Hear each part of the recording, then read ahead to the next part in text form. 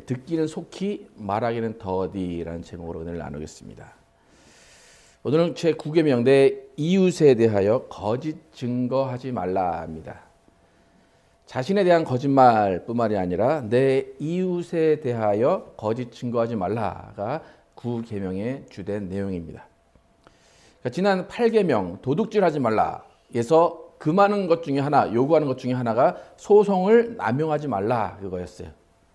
근데 그것에 이어서 오늘 9계명에서는 그 소송에서 있을 수 있는 거짓 증거를 하지 말라는 내용입니다.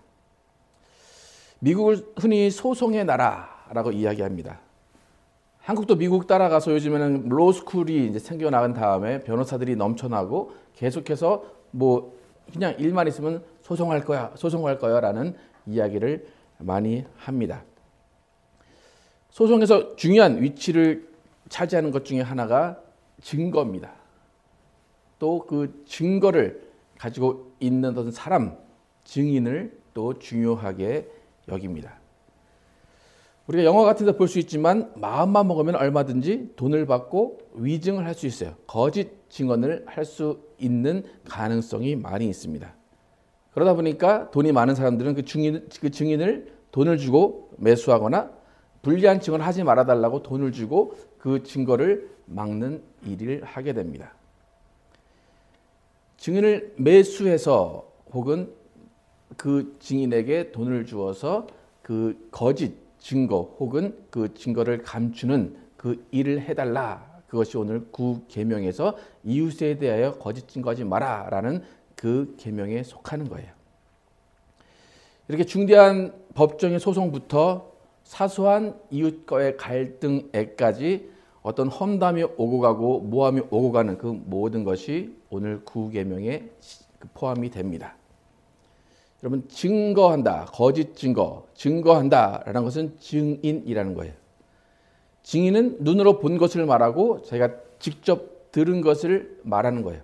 그러니까 사실을 말하는 사람이 증인이에요.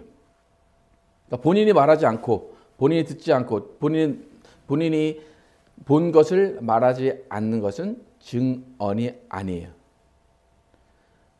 내가 생각하기에, 내가 판단하기에 이래 라고 하는 것은 증언이 아니에요. 누군가가 제3자에 의해서 들은 것을 가지고 내가 이렇게 들었습니다 라고 하고 내가 그렇게 생각합니다 라는 것은 증언의 효과가 없습니다. 여러분, 저 카더라라는 한국에 그런 말이 많은데 뭐뭐 카더라, 그 카더라 통신이라고 얘기를 하죠. 그런 누구에게 들은, 그냥 지나가는 말로 들은 일들에 대해서 우리는 이야기를 하는 것을 좋아합니다. 또 인간은 소문내는 것을 좋아하고 소문 듣기를 좋아합니다.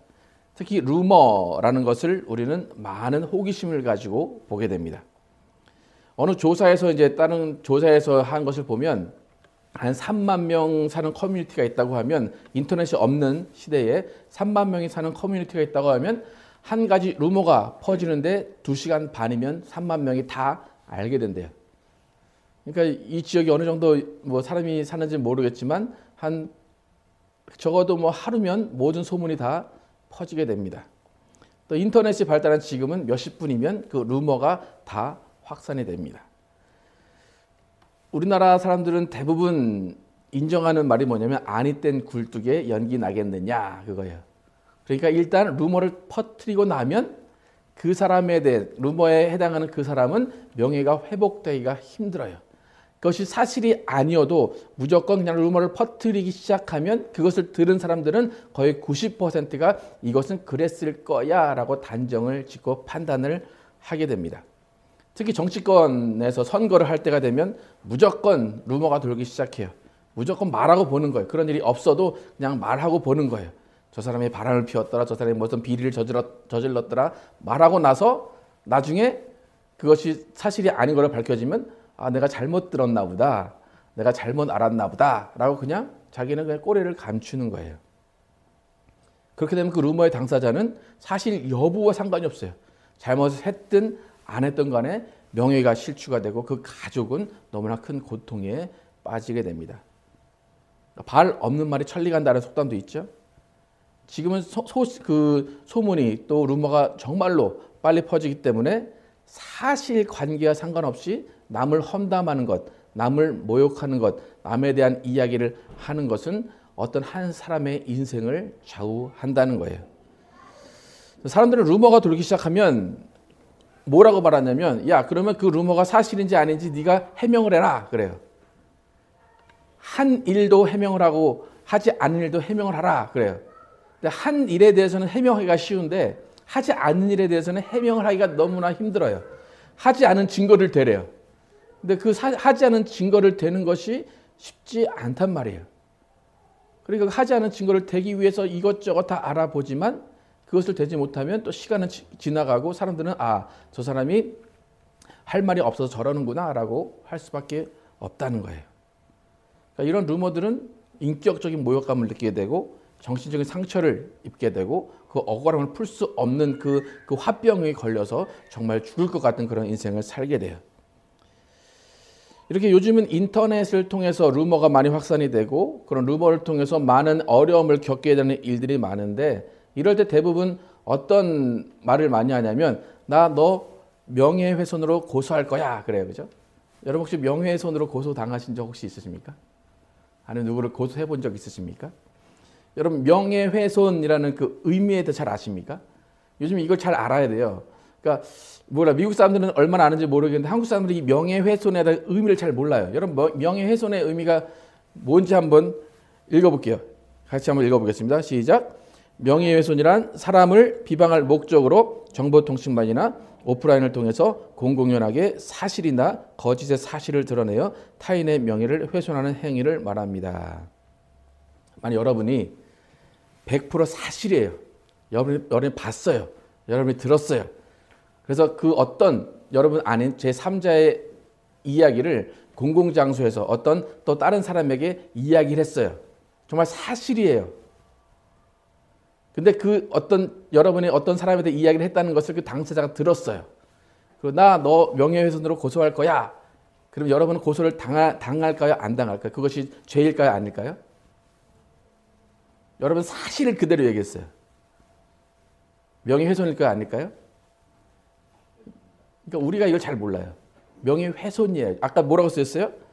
오프라인을 통해 공공연하게 사실이나 거짓 사실을 드러내어 타인의 명예를 훼손하는 행위를 말합니다. 여러분 제가 만약에 바람을 폈어요. 여러분이 봤어요. 눈으로. 근데 여러분이 누군가에 가서 얘기를 했어요. 근데 제가 그걸 알고 나 기분 나빠. 명예훼손할 거야. 그럼 여러분은 저의 명예를 훼손한 걸로 법정에 가게 된다는 거예요. 왜요? 사실을 남에게 얘기했다는 그것 때문에. 그러니까 명예훼손은 아무나 다 걸릴 수가 있는 거예요. 내 입 밖으로 다른 사람의 이야기를 한 것이 알게 됐거나 드러나게 되면 그 사람은 명예훼손으로 고소가 돼요. 그러니까 요즘 시대가 얼마나 무서운 시대들을 여러분 알아야 돼요. 그러니까 십계명에서 이웃에 대해서 거짓 증거하지 마라. 그것이 문제가 아니라 십계명이 아니더라도 세상의 법도 남의 얘기를 함부로 하는 것을 법으로 금지하고 있는 시대라는 거예요. 그러니까 사실을 말해도 명예훼손에 적용이 돼요. 근데 거짓 증거를 한다. 특히 법정에서 거짓 증언을 한다. 그것은 미국 사회에서는 정말로 큰 범죄예요. 여러분 제9계명 이웃에 대하여 거짓 증거하지 말라. 다른 이웃과 그 주위에 관련된 일에 대해서 여러분의 생각과 여러분의 판단 그것을 이야기하지 말라라는 거예요. 특히 안 좋은 소문에 대해서는 여러분은 반드시 입을 닫고 있어야 된다는 거예요. 그러니까 목회를 하다 보면 여러 가지 참 많은 소식을 듣게 돼요. 예. 언제부터는 제가 뭐 이 장소에 이곳에 이 동네에 없다라는 소문도 들리게 되고 뭐 어디를 갔다라는 소문도 들리게 되고 여러 가지 소문이 들리게 돼요. 여러분도 그런 경험을 많이 하셨을 거예요. 여러분은 그렇게 한 일이 없는데 여러분에 대한 소문이 돌고 돌아서 정말 더 크게 여러분에 대한 소문이 들리는 것을 듣게 될 거예요. 여러분 만약에 여러분 장을 딱 보러 갔어요. 아니면 교회 로비를 지나가요. 근데 여러분이 뭘 살까 하고 골똘하게 생각하다가 지나가는데 어떤 사람이 이제 여러분을 보고 쓱 지나갔어요. 근데 여러분은 뭘 사야 될까라고 다른 데를 보다가 그 사람을 못 봤어요, 만약에. 그러면 나중에 들려오는 소리가 저 사람이 날 무시했어. 저 사람이 날 모른 척했어. 나 기분 나빠. 저 사람이 나를 싫어하나 봐. 라는 소문이 들리게 돼요. 그리고 여러분은 마음속에 어떤 생각이 듭니까? 억울하죠, 그죠? 뭐 때로는 우리가 뭐 일부러 그럴 때도 있긴 있어요. 예. 근데 정말로 모르고 지나갔는데, 모르고 아는 척을 못했는데 그 사람이 나에 대해서 이렇게 저렇게 얘기를 하는 것을 듣게 되면 여러분은 마음이 상하게 되고 때로는 뭐 인격적인 모독을 당할 때가 있다는 거예요. 여러분은 그때 그런 일을 당했을 때 여러분은 어떻게 반응을 하셨는지, 반응을 할 것이냐 한번 생각을 해보세요. 야, 누가 그러는데 네가 그 사람을 무시하고 지나갔대. 네가 그 사람을 싫어하는 것 같다고 그러더라고. 그럼 여러분은 어떻게 반응을 하실 건지. 그러니까 그렇게 여러분은 또 여러분 자신이 그런 어떤 팩트가 아닌 여러분의 판단, 또 다른 사람의 판단에 의해서 어떤 소문에 휩싸이게 되고 루머에 휩싸일 때가 많다는 거예요. 그래서 그런 말을 하기를 좋아하는 사람들이 많이 있고 그런 소문을 만들어내기를 좋아하는 사람들이 많이 있어요. 마태복음 12장 36절에 어떻게 나왔는지 예수님 뭐라고 말씀하시는지 한번 보겠습니다. 시작. 내가 너에게 이르노니 사람이 무슨 무익한 말을 하든지 심판날에 이에 대하여 신문을 받으리니. 여러분이 어떤 말을 하든지 그 무익한 말을 하든지 그 말에 의해서 여러분이 심판을 받게 된다고 예수님이 말씀하세요. 우리는 가장 쉽게 짓는 죄가 말로 짓는 죄예요. 그렇기 때문에 여러분이 여러분 생각에 맞다. 쟤는 분명히 그랬어. 라고 여러분의 생각에 맞다고 판단할지라도 그것을 무익하게 이야기하지 말아야 된다는 거예요. 그럼 여러분은 죄를 짓게 된다는 거예요. 다시 말해 기분 내키는 대로 말하면 죄가 된다는 거예요. 내 속 시원하자고 아무 말을 뱉어내면 그것은 죄가 된다는 거예요. 누군가 여러분에게 저 사람은 저래, 저 사람은 저래 얘기를 한다고 해도 여러분은 동조하지 마시기 바랍니다. 그냥 듣기만 하고 여러분은 그냥 그 사람이 그런지 안 그런지 판단하지 마시기 바랍니다. 그러니까 여러분이 그런 어떤 이야기를 듣고 이 사람은 그렇대, 저 사람은 저렇대 라고 할 수 있는, 이야기를 나눌 수 있는 관계는 부부밖에 없어요. 부부간에는 그렇게 이야기해도 돼요. 근데 그 외의 사람에게 그 이야기가 다시 나가서는 안 된다는 것을 여러분은 기억하시기 바랍니다. 여러분 제가 이제 쭉 루머, 소문에 대해서 얘기했는데 이 세상에 많은 단체가 있어요. 많은 공동체가 있는데 많은 단체와 공동체 중에 가장 이런 소문이 많이 나고 가장 이런 루머가 많이 나는 단체가 어느 단체일까? 여러분 한번 생각을 해보십시오. 어느 단체가 가장 소문이 많이 납니까? 교회가 가장 소문이 많고 루머가 많습니다. 교회는 정말 아니 된 굴뚝에 연기가 나는 곳이 교회입니다. 여러분 저는 이제 그 절에 안 다녀봐가지고 절은 그런 소문이 많이 나나 안 나나 잘 모르겠어요. 근데 여러분 뭐 절도 그런 일들이 많이 있을 거예요, 그죠? 단체이기 때문에. 그래서 불교에는 무건수행이라고 있어요. 여러분 무건수행. 아까 전에 제가 이제 여러분 명예훼손에서 아십니까? 라고 할 때 여러분이 명예훼손에서 잘 모르시는 분들이 많아요. 근데 무건수행, 제가 이제 무건수행에 대해서 한 몇 년 전인가 어떤 예능 프로에서 무건수행을 하러 어떤 개그맨에 들어갔는데 이제 그때 이제 그 스님들이 하시는 얘기를 듣고 와 무건수행이 어떤 거구나라고 깨달았는데 그럼 무건수행이 뭔지 아십니까? 대부분 간단하게 어떻게 합니까? 말을 안 하는 걸로 알고 있죠. 예, 그게 큰 오해예요. 무건수행은 말을 하지 않는 것이 아니에요. 뭐 지금 이제 저희가 설교 시간이지만 좀 무건수행에 대해서 좀 얘기를 할게요. 무건수행은 말을 하지 않는 것이 아니라 나의 판단에 의해서 옳고 그르다를 표현하지 않는 거예요.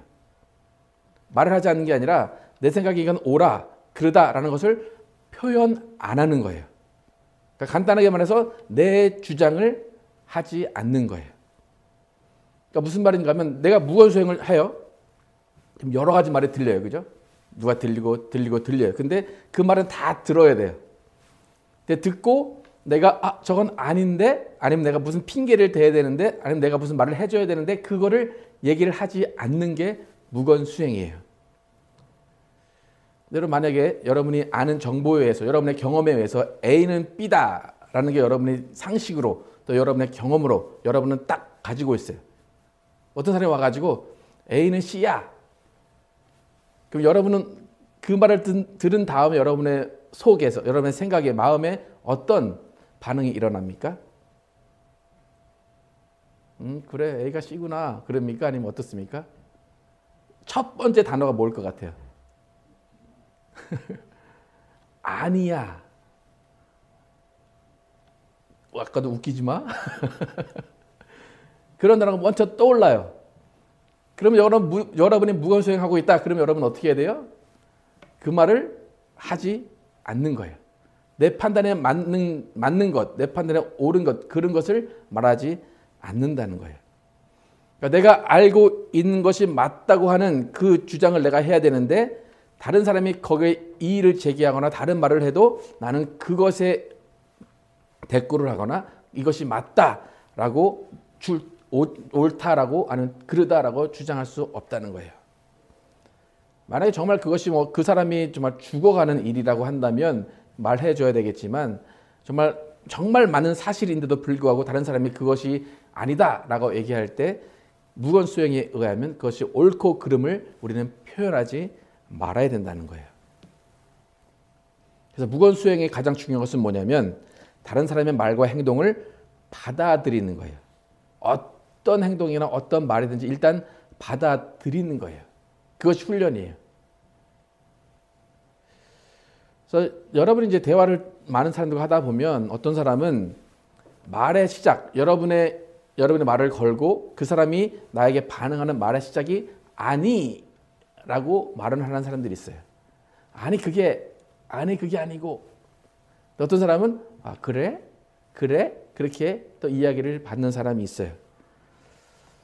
아니라고 말을 시작하는 분들은 뭐냐면, 상대방이 이렇게 말을 했어요. 근데 아니, 내 생각이 그렇게 내 생각은 그렇지 않아. 나는 그렇게 배우지 않았어. 내 상식은 그렇지 않아. 라고 내 말을 하고 싶어 하는 사람이에요. 그러니까 네가 말하는 건 나와 틀려라는 것을 강조하고 싶어 하는 사람이에요. 근데 반대로 어떤 사람이 말을 하는데 그래? 라고 하는 사람은 본인이 알고 있어요. 그것이 정답이 아닌 걸 알고 있는데, 저 사람이 그래? 라고 말을 하면서 그래라는 반응을 하게 되면 그냥 받아들이는 거예요.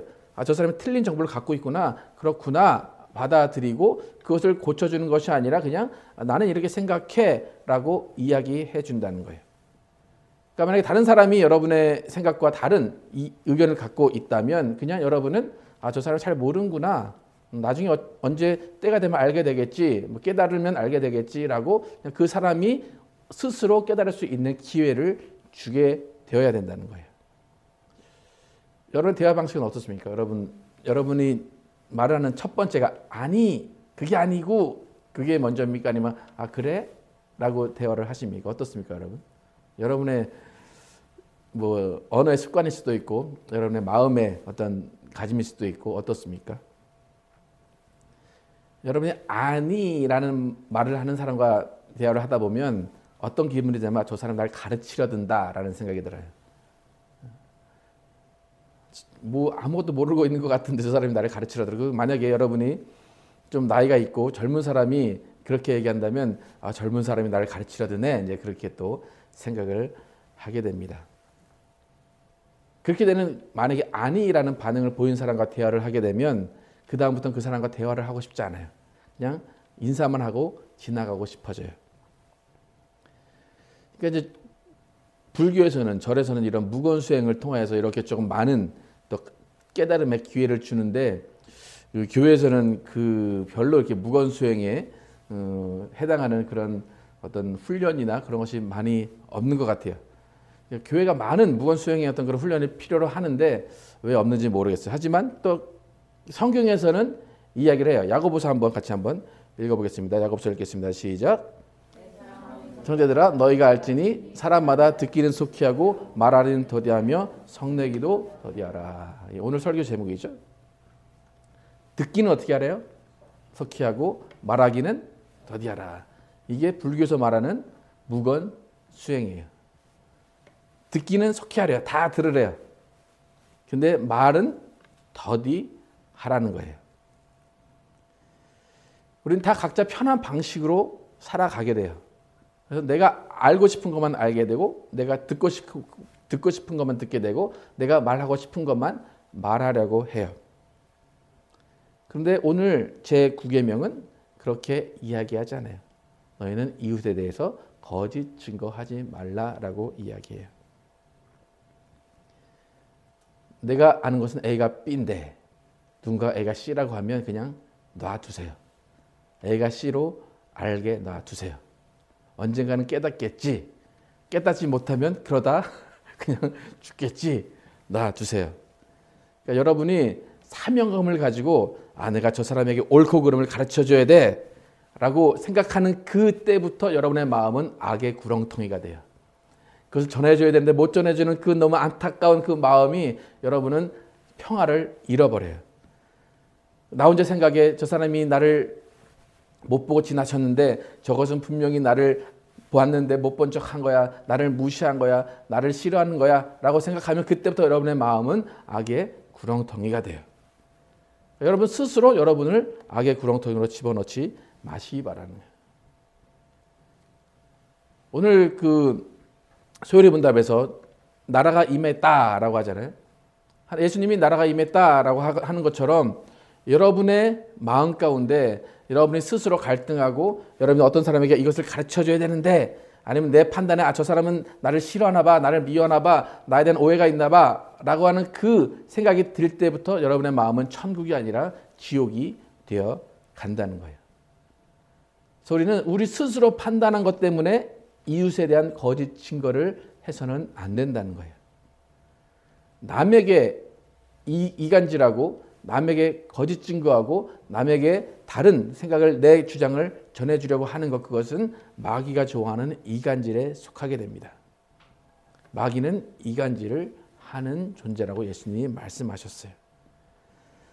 잠언 6장 이후에 보면 여호와께서 미워하시는 것 곧 그의 마음에 싫어하시는 것이 67가지니 곧 교만한 눈과 거짓된 혀와 무지한 자의 피를 흘리는 손과 악한 계계를 꾀하는 마음과 빨리 악으로 달려가는 발과 거짓을 말하는 망령된 증인과 및 형제 사이를 이간하는 자니라.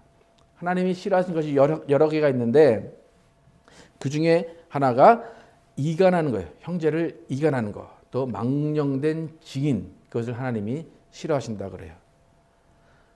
또 예수님이 돌아가시는 그 일이 어떻게 시작됐냐면 대제사장의 음모에 의해서 모의에 의해서 예수님이 돌아가셨어요. 한번 요한복음 11장 47절, 48절, 54절 함께 읽겠습니다. 시작. 이에 대제사장들과 바리새인들이 공회를 모으고 이르되 이 사람이 많은 표적을 행하니 우리가 어떻게 하겠느냐? 만일 그를 이대로 두면 모든 사람이 그를 믿을 것이요 그리고 로마인들이 와서 우리 땅과 민족을 빼앗아 가리라 하니 이간 예수와 우리 사이를 벌려놓는다. 그 다음에 이날부터 시작. 이날부터는 그들이 예수를 죽이려고 모의하니라.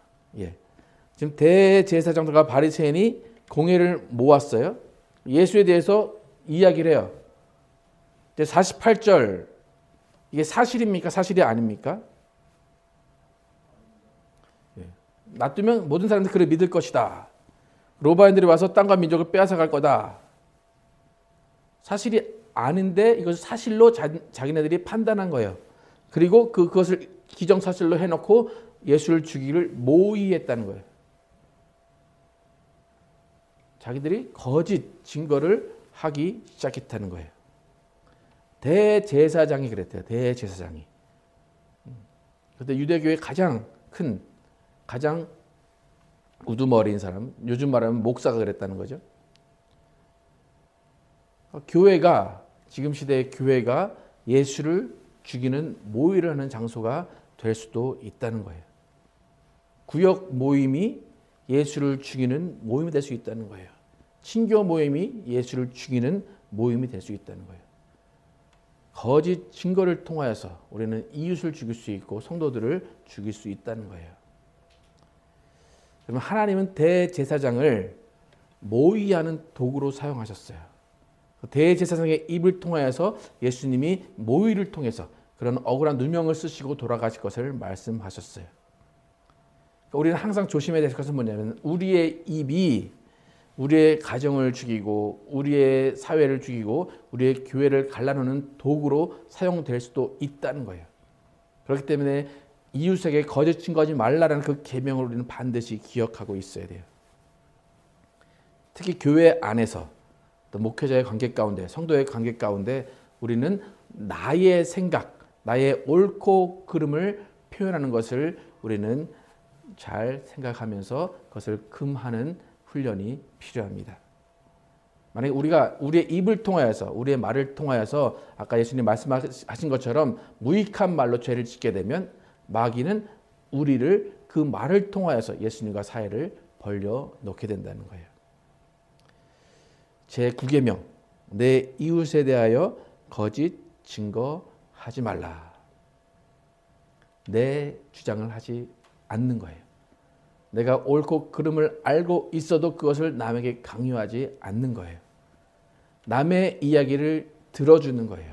남의 이야기를 수용해 주는 거예요. 그것이 오늘 제9계명을 지켜나가는 방법이에요. 그래서 우리는 나만 잘하면 돼요. 나만 변하면 세상은 변해요.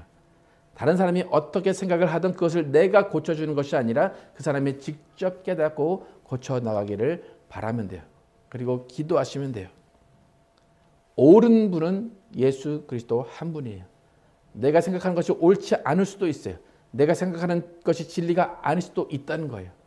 예수님이 그렇다 한 것만 그런 것이지 우리는 내 생각과 내 주장이 옳다는 것이 아니에요.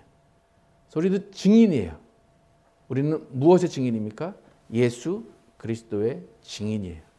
여러분이 증언할 것은 오직 예수 그리스도의 죽으심과 부활을 증언하는 거예요. 그 외에 다른 것은 증언할 필요가 없어요. 마음 가운데 무슨 내가 저 사람을 설득해야지, 내가 저 사람에게 정말 좋은 정보를 가르쳐 줘야지 할 필요가 없다는 거예요. 여러분의 인생 가운데 여러분이 판단하고 여러분이 생각하는 그것이 옳을지라도 그것을 다른 사람에게 주입하지 마시고 오직 여러분의 마음과 여러분의 생각은 예수님의 말씀과 예수님의 생각으로 가득 차시기 바랍니다. 그래서 여러분이 하는 이야기는 예수님 이야기가 되시기 바랍니다. 또 여러분이 남에 대해서 이야기할 때는 그 남이 예수를 잘 믿는 이야기를 하시기 바랍니다. 또 여러분 가운데 예수님과 함께 동행하면서 또 예수님과 대화를 많이 나누시고 또 예수님과 대화를 다른 사람에게 증거하시는 여러분과 제가 되기를 예수 이름으로 축원합니다.